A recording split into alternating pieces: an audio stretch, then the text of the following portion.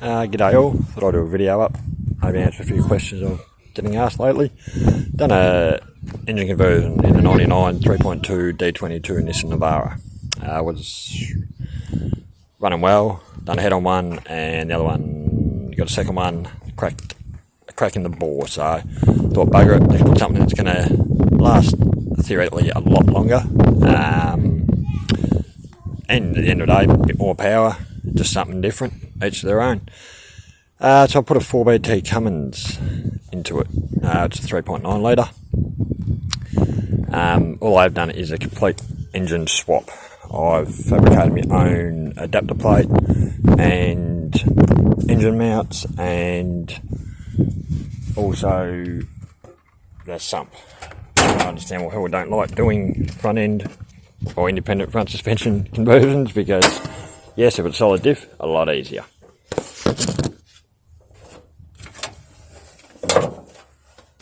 Oh, here it is. Yeah, the ute's half blue. I've only half painted it. The engine blue, yes, you can see a bit of green, because I originally I've used a genset motor, which is originally a generator, for the fact of their factory 84 horsepower instead of the 105, which meant with 20% increase from a 3.2, I could get it mod plated as under an LS1, which is a lot easier. It's about $600 to get certified, which wasn't too bad. So, except for safari snorkel setup, right exhaust, I had a 3-inch from Playtime exhaust, just unbolted at the bottom, and I made up a whole new top one to come across the motor. For power steering, I've had to move to this side. I've used a hydraulic pump, which a lot of them do, and just up here, back down, works very well. I've changed my injector pump, which needs to be done, because they come out with a cav pump which has about a 700 to 1500 max RPM. So I've changed this over, which actually has a 3.2 governor spring, 3200 RPM governor spring and fuel pin, so it just gets up and goes a lot better. About 84 horsepower standard start.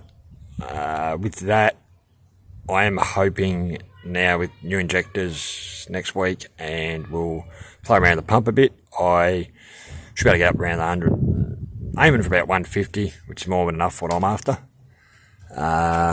There's an engine mount down there I've had to design, and you might be able to see a little bit from here.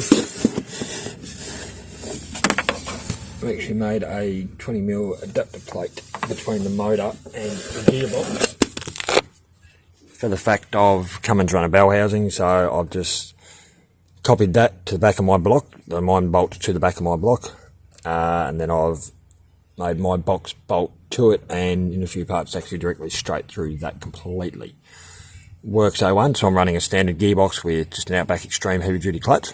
Give it a hiding on the weekend bean, never let me down. These do normally run a twin fuel filter system, standard fuel filter and a water separator. I've got rid of the separator due to the spacing, and I just changed it every 5,000 k's along with everything else. I've upgraded radiator to alloy. Theoretically, didn't need to. These run very cool as they sit. It's got a H1C turbo on it at the moment. That'll be changed. HX30 one to arrive. To give me more again. Starter motor I've used factory. I've just taken a bit out of the side, which works very well. Just got a loose wire at the minute. And the big drama, alternator.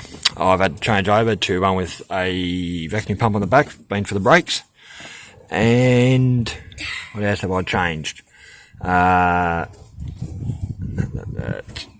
sump. I used the top inch of the Cummins sump, and then used all the rest of, it's got a little oil leak still.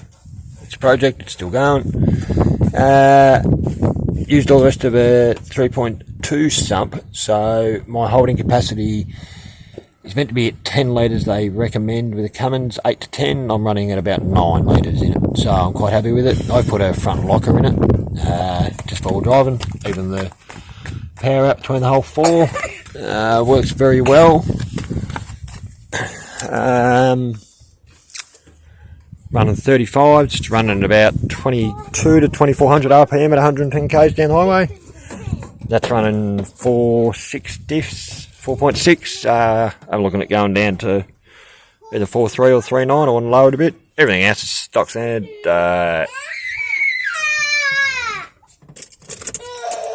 I'll just start it up.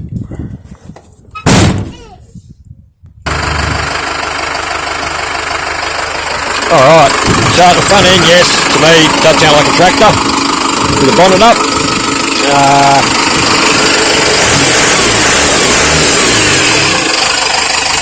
I have used 4.2 Patrol engine mounts at the bottom. See if I can get them.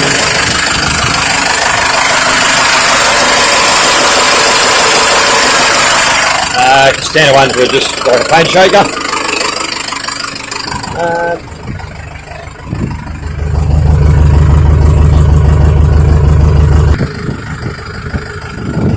Alright, yeah mate. Yep.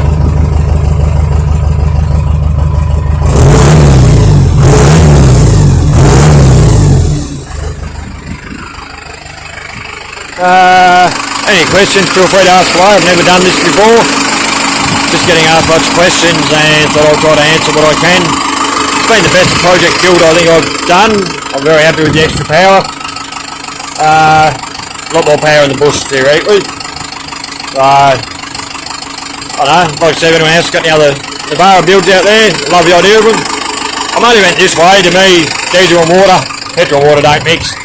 Diesel a lot more lasts a lot longer, and it's been a genset they made to run. So I think all up, I'm probably up under 10 grand with my build due to fabbing everything myself. If I get anyone else to fab it, yes, you might as well add a couple more zeros to the price tag.